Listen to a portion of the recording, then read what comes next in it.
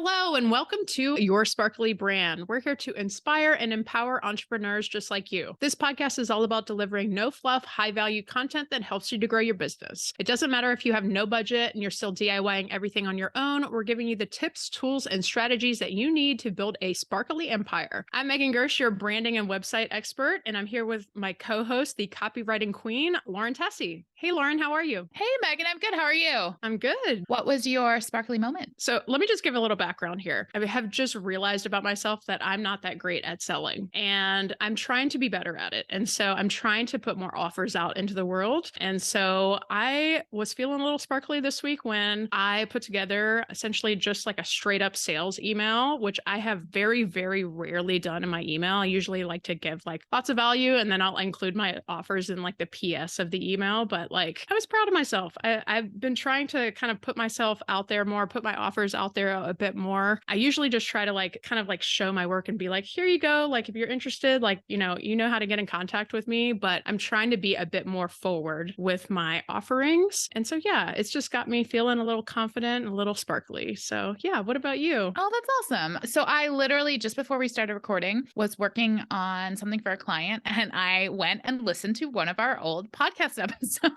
because I was like, we did this. I'm doing a feedback form for somebody who's doing like an online workshop. And I was just like, we've done this. I feel like we wrote the questions down somewhere. So I went back to I think it's like rave reviews or something. We'll put a link to the show. But that's a good one. There's good stuff in there. I've sent that to clients. I've now gone back and used it for my own reference, but that was kind of silly and sparkly. Love it. I love it. All right. So today we are talking about how to launch an online course. This is kind of my wheelhouse for sure. So I'm just going to kind of talk my spiel. And if you have any questions, you can jump in, Megan. So I want to start with, this is about how to launch and market a course. This isn't so much about how to create a course. And this could also be a digital product. This could be like a group coaching program, some sort of online information tool. I use course because that's an easy word to use, but it kind of applies to all those situations. And creating the course or the product is generally the easy part, right? You're somewhat of an expert in something. That's what you're doing there. The marketing side of things can be a little more challenging for people, especially when they are, online experts, thought leaders, those kind of people. So let's talk about the first step. And this is like our first step always. And this is knowing your customer, right? It's very important to actually do your research, right? So if you're a coach or you've been working with people, you've probably been talking to your ideal customer a lot. But if you haven't, or you're exploring a new niche, a new industry, do your research and don't just assume things.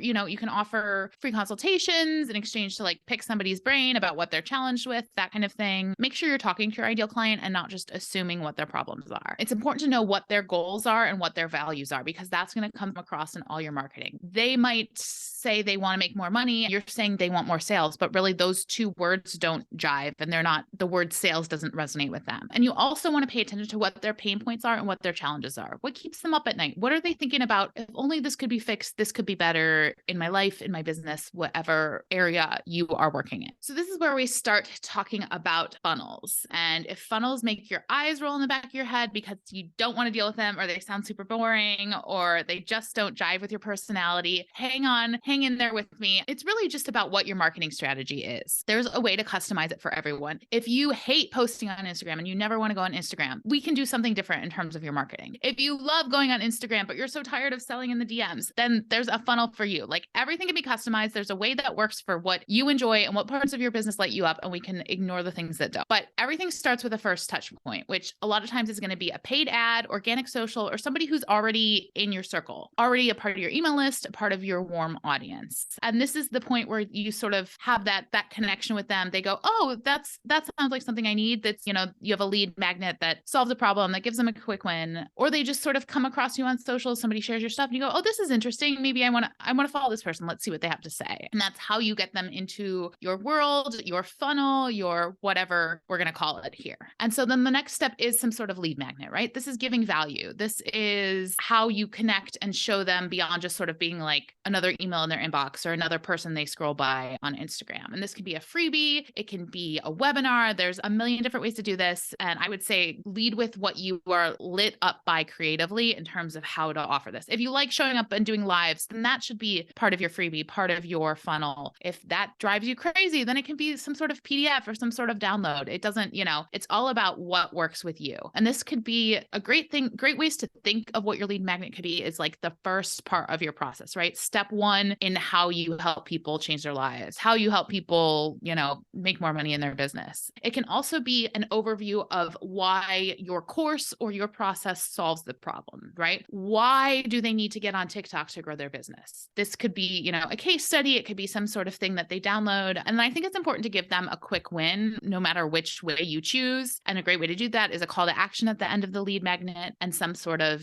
go do this now. And maybe it's, go send an email, put together an outline for this, whatever it is, giving them something to do in the moment that inspires them to keep going. And then ultimately, like, stay in your world, stay in your funnel. All right. Now we come down to emails. You can do a funnel, you can do a course launch without emails, but I don't suggest it. Emails are just the best way to keep people in your world. If Instagram goes down, you're not reliant on that. And it's where you build the trust, right? People get to know and like you there, and you build trust. You can provide value too, and you have so much more control over it than any other platform. It's a very intimate place, the inbox, versus whatever other place you're talking to your audience. You can provide value. You can tell a story in an email. Not everything should be a sale. You want to keep your list warm by sharing things, right? If you have a podcast, share an episode of your podcast. There's a million ways to keep your email list warm, and then to also keep building the desire for your product or your course, whatever it is, throughout your email sequences. I have a question. I've followed a few people that do like mobile, like text marketing and stuff. Is that something that you've ever integrated into like a client strategy where like they have like a list of like phone numbers where they can like mass text their customers to like warm them up? Or is that like not as much for this strategy? No, it totally works for this strategy. And it's all about where are your customers, right? So I had a client who was in the beauty industry. She does business coaching for like beauty industry professionals. And those people are on their phones. They're not in front of a computer all day long. And so the text messaging was vital to her business because that's where they were looking at things. They weren't on email so much. So yeah, it's like, this is part of the like, let's do it your way kind of thing, because it's all about where your customers are at. Love it. All right. So we've built a great email sequence. We're keeping our list warm. We're providing tons of value. And this is where we're going to lead them toward a sales page, right? A sales page is where you outline everything. It's basically all of this wrapped into one with a buy button at the end, right? We're talking about pain points. We're talking about goals. We're talking about a big transformation. When it comes to your sales page, the most important thing is the headline. In terms of conversion rates, in terms of what works and what doesn't work, the rest of it is really pretty minimal. You can going in and changing words below the headline probably isn't going to do a lot to get more sales, but changing up that headline, A/B testing your headline, that's where you're going to see your conversions go up or down. And then it's very important to have a CTA button at the top of the page. Some people are like already in, right? They're already in your world. They've been reading your emails. They don't want to scroll through a long sales page. Like they're just like, give them the opportunity to give you money right now because they want to be in your program. So that's sales pages. I have a question for you. Yeah. Are there any other design? I have to come at this from the design perspective, Yes. obviously. I love it. Are there any other design elements that people should be aware of when they're creating their sales pages? Like, are there different pieces that they need in place in order to build that trust or to get those conversions up? I think you definitely want, if you're any type of personal brand or like a thought leader or anything, or the actual person delivering the course content, you need a picture of yourself somewhere. It doesn't necessarily have to be the top of the page. It can be when you scroll further down and it's your about section, but I think you need your face on there if you're showing up as yourself in any capacity. The other thing is colors. The colors of your CTA buttons need to be bright and bold and contrast everything else on your page. You want people to be able to just sort of, if they're flying down your page and not reading anything, see that button and be able to click it. And then the other thing is, in terms of design, beyond that, keeping it simple, because it's really about the words on the page. That's going to create more in terms of emotion and a desire to buy. Great design can work elsewhere on social media, in your lead magnet, in your emails, but keeping it simple and not having too many images or too many flourishes, so they're focused on the copy and then finishing that ultimate step in the journey to buying. All right, so let's talk about a couple other elements or ways to do a launch. One of the things that comes up a lot is an evergreen versus a live launch. And an evergreen is basically something that's always available to buy. It might not appear that way to the customer, but basically it's always available. And then again, a live launch is something that happens maybe only a few times a year, maybe once a year. And that's very much the benefit to the live launch is the scarcity element, right? Because that's like, there's no false scarcity here. We're only taking new students for 4 days this week, and then it's closed for a year. An evergreen launch can work really well for certain products. I think for lower ticket courses, products, whatever, an evergreen really can be a great funnel. I think that pretty much everyone these days sees through like fake live launch that's really an evergreen launch where it's like, oh, wow, there's a webinar starting in 15 minutes. Who knew? Maybe there's an industry where that still works. To me, I feel like a lot of us see through that now. And it's not that I still wouldn't join it or be a part of it, but like, I don't know, let's like maybe not be fake about it and just sort of, instead of calling it a live webinar, oh, you can view this masterclass or something.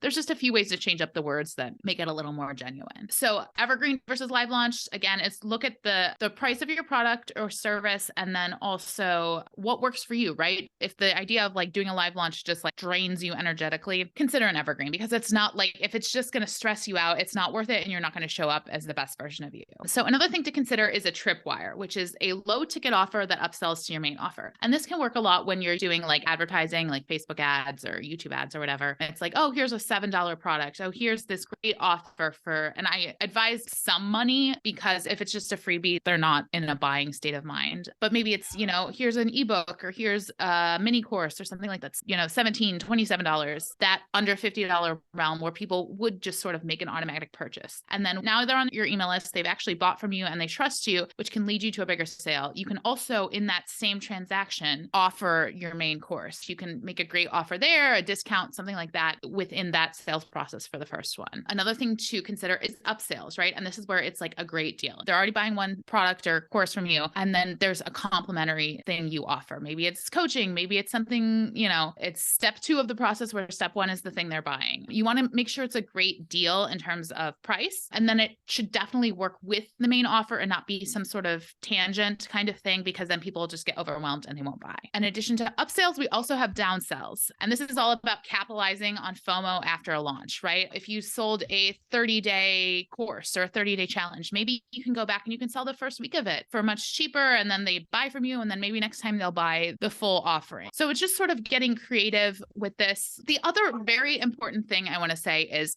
don't give up after your first launch. Success comes with multiple launches, right? Every time you launch, there's somebody sitting there going, oh, that sounds interesting, but doesn't buy. But you launch enough times, you show up, you remind them that you're there and what you have, they are going to eventually buy from you or unfollow you and get off your list. But keep launching, keep doing it, keep showing up with your products. Don't give up if you feel like you failed after your first launch, because that's where the success comes in. And if you are interested, I have a launch checklist that I've created. It's totally, this is my energy kind of thing. It's called the Zen as Fuck launch checklist. And it's got all this, it tells you when to write an email. It tells you all of this, but it also tells you to like go book a massage and take a break and, don't stay up all night writing your sales page. So if you want to check that out, we'll put a link in the show notes. It's free. If you want a Zen launch, this is definitely the path to follow. And that's it for today. We hope this episode has taken away some of the overwhelm of launching an online course. It can feel daunting, but all it takes is a solid launch plan and spending a bit of time every day working towards developing your launch content. So happy launching, and thank you so much for listening. Until next time, stay sparkly.